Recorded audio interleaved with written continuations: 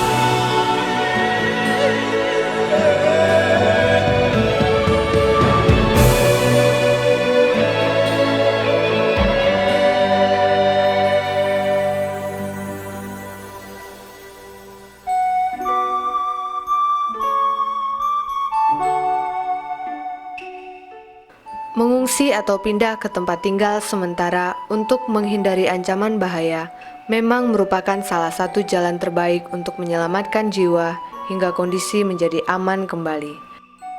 Namun yang menjadi pertanyaan penting adalah, apakah mengungsi menjadi satu-satunya jalan menyelamatkan diri pada saat tertimpa bencana? Apakah tidak ada alternatif yang lain? Jikapun harus mengungsi, apakah tempat pengungsian memang memberikan dampak yang lebih baik bagi keselamatan pengungsi? Atau dengan pertanyaan yang lebih global, bagaimana seharusnya cara membantu para korban bencana yang terjadi? Apakah bantuan tersebut benar-benar memberikan manfaat positif bagi mereka atau malah sebaliknya? Baru akan tidur ya, pokoknya baru merebahkan lah, baru nggeluso gitu. Ternyata ada suara yang glek glek glek glek glek begitu suaranya. Genting itu kayaknya pada tarung gentingnya tempat saya secara kebetulan gentingnya berat-berat, bling bling bling bling gitu suaranya itu menakutkan sekali. Semua panik. Ibu saya keluar dari rumah aja jatuh sampai 3 kali kok. Tahu-tahu saya kejatuhan itu, mau keluar nggak bisa, jatuh kena itu pacar itu. Ternyata rumah itu langsung. Samar boleh goyang-goyang tadi. Saya di sini berdiri di sini lihat ini kayak apa pohon kelapa di pantai itu rambutnya gini apa ini sampai kayak angin tapi habis gempa kok nggak ada apa-apa. Saya kula derit-derit. Tumbang-tumbang itu. Saya terus teriak-teriak itu saya bawa lari. Takut. Lihat itu rumah-rumah pada runtuh itu. Pengungsi pulang, kami terus pas kejadian saya terpaksa lari ke pos ronda untuk mengamankan teman-teman. Panik ya itu kan hujan abunya itu kan petang sekali ya itu. Jadi sepertinya lumpur sudah mengenai mata, nggak bisa kelihatan. Ya di jalan itu kebingungan lah. Ke sana, ke sini sudahlah. Mau cari keselamatan itu. Saya di rumah sama anak-anak cuman di kamar ya takut gitu. Sama bapak-bapak itu ya. Masa Pak, ombaknya gede ke pinggir. Kok masa pancar ombak gede banget? Kata istrinya itu tsunami. Spontan saya tuh ngasih tahu sama orang, lari. Berlari gitu, ombaknya sampai menimbun kepala saya. Tertimbun ombak, langsung terguncur-guncur sampai enggak tenggelam air gitu. 3-4 rumah udah jalan, udah kena air. Saya lari pas sampai pohon ketapang itu tuh kan rumahnya di sana. Saya kena air langsung sampai sini. Itu air udah yang belakang saya lari, saya udah belakang saya. Saya bawa anak umur 5 tahun ya. Saya bawa naik ke pohon kelapa ya. Lagi berenang, lihat ibu, cuman kelihatan sama segini aja ke atas. Saya dapat puncak itu tuh. Saya naik ini air masih ini belum dalam. Saya naik gitu ya. Wah, kalau nggak naik mah udah. Pasti saya cilaka itu. Telah banyak standar acuan penanganan bencana yang disepakati oleh berbagai pihak. Namun yang menjadi tantangannya adalah bagaimana acuan tersebut diterapkan sesuai dengan budaya masyarakat yang terkena bencana. Penguatan kapasitas masyarakat menjadi langkah awal untuk dapat meminimalkan resiko yang akan terjadi. Sehingga berbagai standar yang telah dibuat dapat diterapkan oleh masyarakat mulai sejak tahap pra-bencana sampai pasca bencana. Saya mikir saya harus hidup bagaimana, saya tidak tahu ada itu ya, rumah roboh semua, banyak yang roboh, kemudian mengambil apa-apa juga nggak ada, bantuan juga mau cari kemana kan nggak tahu ya. Kemudian ada siaran itu malam-malam dan seterusnya itu supaya cari ke Pak Bupati. Ada yang di pendopo Pak Bupati itu kalau mau mencari tenda, mau mencari apa, ternyata di sana nggak ada apa-apa. Selama 1 minggu atau berapa hari, kalau nggak salah hanya 5 hari, itu habis itu sudah nggak ada lagi bantuan itu. Dia nggak bisa menggunakan apa mestinya. Yang kami tunggu seperti uang rekonstruksi kan mengapa kok bisa lambat gitu loh Mas. Katanya ada jemputan gitu kan, nggak tahunya nggak ada. Setiap hari misalkan pulang ya naik bis membayar sendiri, ke sono kembali ke pengungsian ya membayar lagi. Satu hari itu 5.000 3 bulan itu saya itu. 2 bulan itu mie sama nasi nggak ada lauknya gitu. Waktu itu ada yang protes ke Klaten itu terus langsung ada lauk pauknya gitu. Masih ini mbak ini 4 bulan itu tidurnya seperti ini kasih tikar aja. Sampai sekarang ya sumbangan itu dari bulan puasa ya sampai sekarang nggak ada. Oh ya gimana ya, dibilang kurang ya memang kurang, dibilang memuaskan emang sampai sekarang. Saat ini kayaknya kayak sebulannya PRT-nya. Sebulan ini mah nggak ada. Jadi kalau Ya kalau masih di sini, tengoklah dulu dari pemerintah dari apa dulu jadi gimana itu. Apakah udah rumah-rumah udah cukup belum itu. Sebelum musibah terjadi itu nggak ada pemberitahuan atau nggak ada penyuluhan? Nggak tahu, belum pernah ada penyuluhan sampai sekarang pun nggak ada itu apa pemberitahuan tentang itu supaya masyarakat tahu itu nggak ada. Itu waktu dulu itu belum pernah ada ya, langsung aja masyarakat itu tahu sendiri, lihat gunungnya sendiri gitu, nggak ada yang ngasih tahu gitu ya, masyarakat tahu-tahu udah gunungnya itu ada apinya kalau malam, kalau siangnya gemuruh terus gitu. Ya tahu-tahunya langsung jadi itulah, langsung kejadian itulah, nggak tahu. Nggak ada. Jadi itu hanya dari tugas vulkanologi itu. Nah ya kalau itu nggak membicarakan masalah itu ya nggak tahu. Tapi rasanya masyarakat ya sedikit-sedikit tahulah. Itu kan wah ada suara yang bergemuruh itu terus. Nah itu sudah merasa oh itu gunungnya aktif gitu. Itu mau dibilangin ke warga bahwa hari ini harus siap-siap ninggalin tempat lokasi bahwa air laut akan meluap tinggi. Tapi kan belum sempat itu petugasnya belum sempat angkat telepon itu air laut udah menghantam pagar. Nggak kerasa gitu. Ada sih ada mungkin ya cuma nggak kerasa. Tahu-taunya udah gemuruh, udah air di atas aja. Nih, masa mau terjadi tsunami gitu kan di Aceh udah masa sampai ke sini. Saya kan bilangnya begitu hati saya gitu. Tahu-tahunya terjadi di sini gitu. Bencana merupakan peristiwa yang tidak diinginkan oleh setiap orang. Walaupun sebenarnya peristiwa tersebut dapat dihindari atau diperkecil dampak negatifnya. Jika kita bicara soal kewaspadaan bencana, semua orang dapat melakukannya dengan mudah. Hal ini dapat dilakukan dengan memperhatikan faktor-faktor di lingkungan tempat tinggal masing-masing.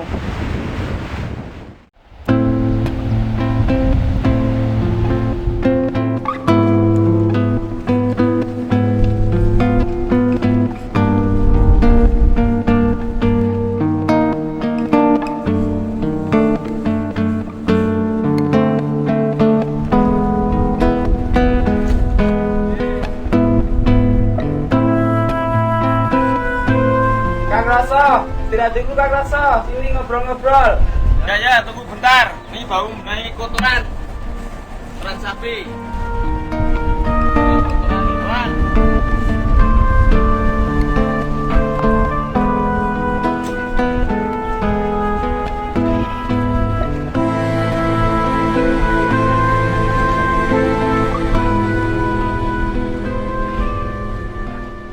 Gimana Kang sapi ini? Udah jadi berapa? Jadi 3 sekarang, kemarin 4, saya jual 1 untuk biaya sekolah dan itu membenahi ibu yang kemarin kena gempa.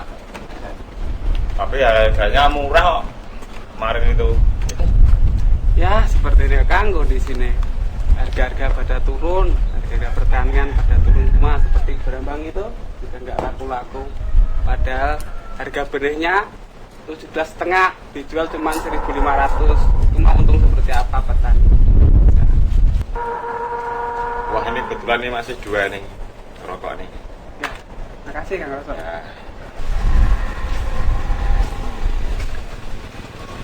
Mas, ayo, Mas.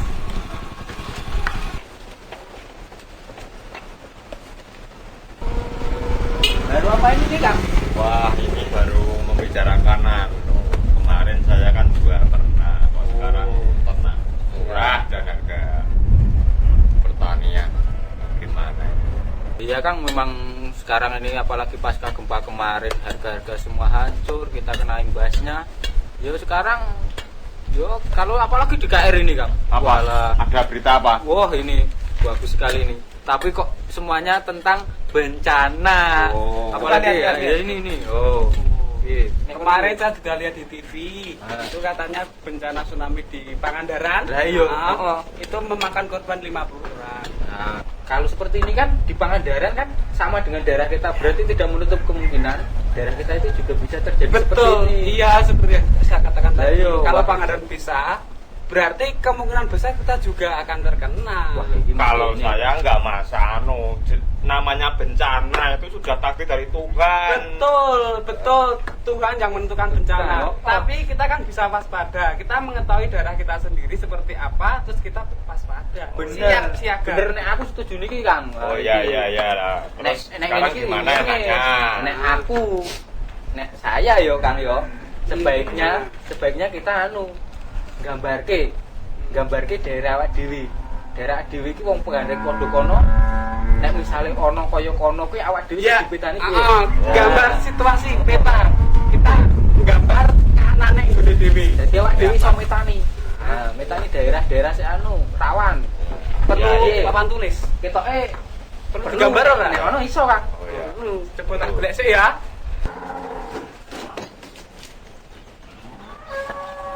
Wah, pakai ini aja ya Kang ya. Oh iya. Wah, ini mah apa ini? Dipakai untuk kalau ada pertemuan. Oh iya. Tapi pakai apa untuk gambarnya? Kapur. Kita ada kapurnya. Kapur aja. Lek, mampir lek. Sini mampir sini, ngobrol sini. Sini. Ya. Mampir. Wah. Mampir aja. Apa tuh? Ayo, kene Kang. Ini. Baru mau ke kandang tadi? Iya. Ini kita baru mau gambar. Ada papan itu. Ini kita baru mau menggambar wilayah kita tentang bencana kemungkinan yang akan terjadi. Jadi mau ngene lho Kang. Kan pas lagi do ngobrol. Lah aku ki liwat nggo KR, moco KR ki ternyata Pangandaran ki ono tsunami.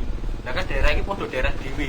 Kan berarti ora menutup kemungkinan daerah kita itu juga bisa terjadi seperti itu. Nah, ngono lho. Kan gini.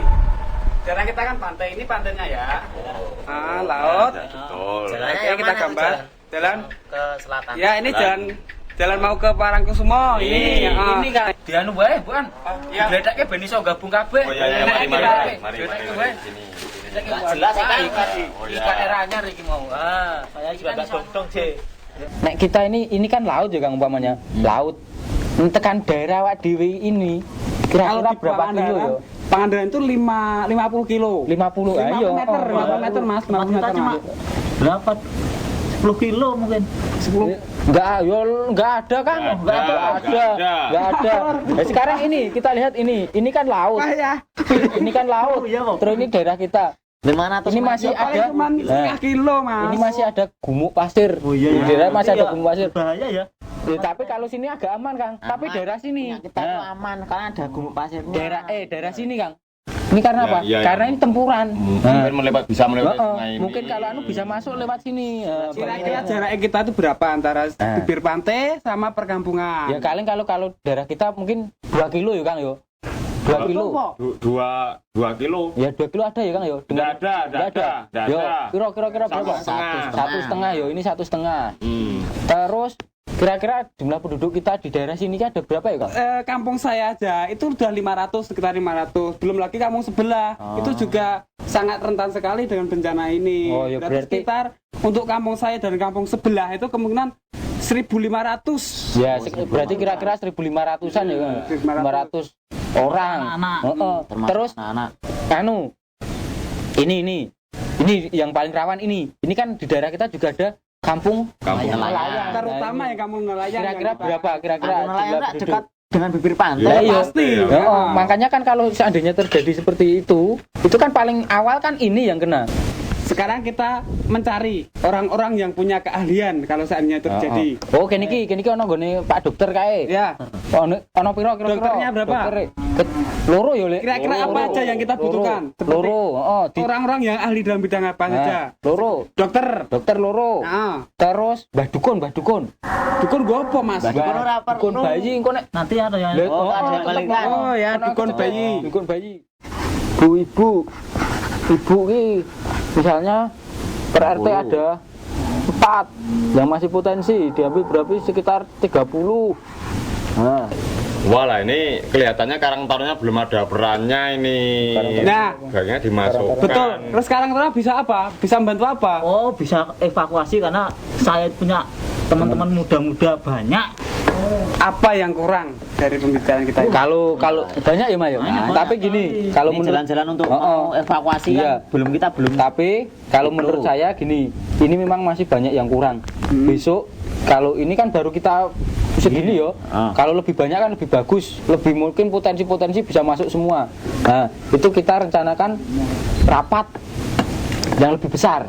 Kita sampaikan ke Pak Kadus atau apa dalam rapat dusun atau rapat desa. Iya. Triwulanan itu. Ya, kuwi sik ambek arisan kan lho, Kang. Nah, itu mau kamu bawa kemana itu? Masyarakat pemerintah sini itu kalau ada bencana itu istilahnya ndak mau tahu. Bukan begitu, Kang. Jadi kita harus memantau situasi seperti ini. Kita antisipasi daerah kita sendiri. Kita mencoba menggali potensi kita. Gimana? Ya, kalau hanya untuk wilayah kita ya coba nanti diobrolkan di forum. Tapi ya saya nggak janji. Wong pemerintah sekarang ini pemerintah gimana kok? Ya kalau kita gini, sekarang kita mencoba untuk daerah kita sendiri. Kita mencoba untuk daerah kita sendiri dengan potensi kita kembangkan, Kang. Gimana kalau gitu?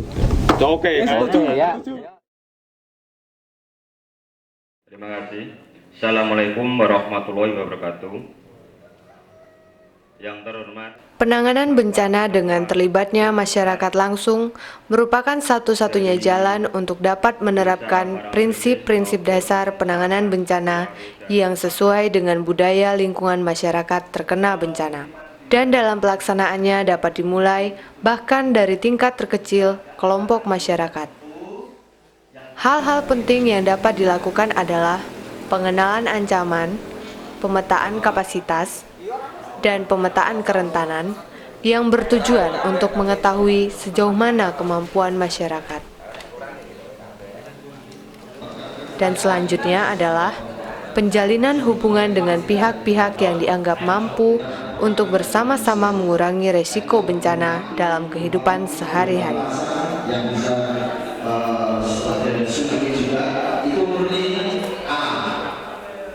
Diulangi lagi, jepit dari tengah,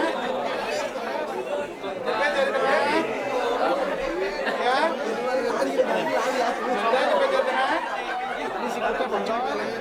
cakup tangan lagi, pembalutnya. Jika melihat dari kenyataan yang terjadi, memang dalam penanganan bencana dibutuhkan kesigapan, ketepatan, dan koordinasi yang baik dari semua pihak. Yang diharapkan menjadi standar penanganan adalah faktor-faktor yang bersifat prinsip dasar, seperti contohnya prinsip mempertahankan kehidupan dengan pemenuhan kebutuhan dasar manusia, dan faktor-faktor yang bersifat prinsip lainnya. Dan yang pasti tidak lupa memperhitungkan faktor budaya, kebiasaan, kebutuhan, juga yang tak kalah pentingnya terlibatnya masyarakat itu sendiri dalam mengatasi masalah yang menimpa diri, keluarga, maupun kelompoknya. Kesiapsiagaan merupakan kata kunci bagi semua pihak, karena dengan kesiapsiagaanlah manusia dapat mengurangi resiko ketika bencana datang menimpa. Dan tiada saat terbaik untuk melakukan kesiapsiagaan selain dari sekarang.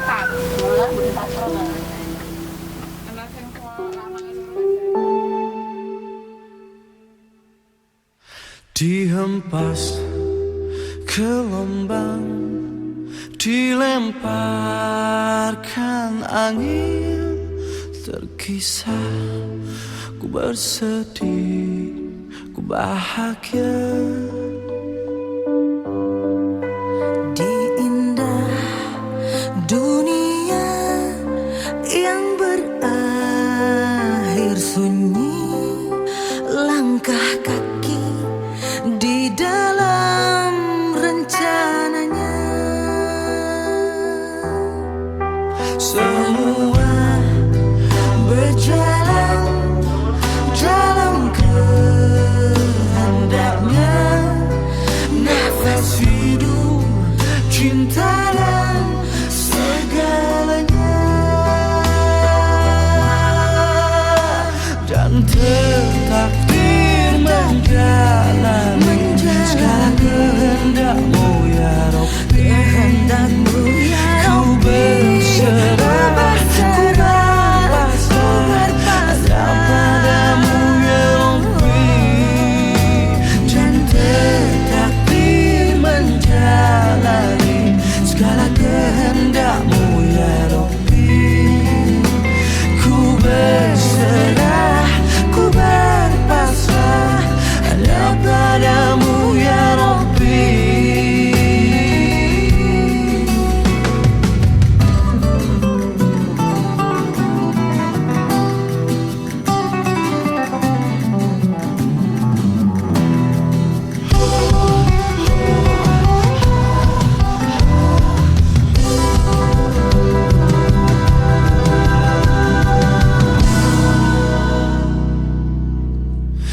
Bila mungkin ada luka, coba tersenyumlah.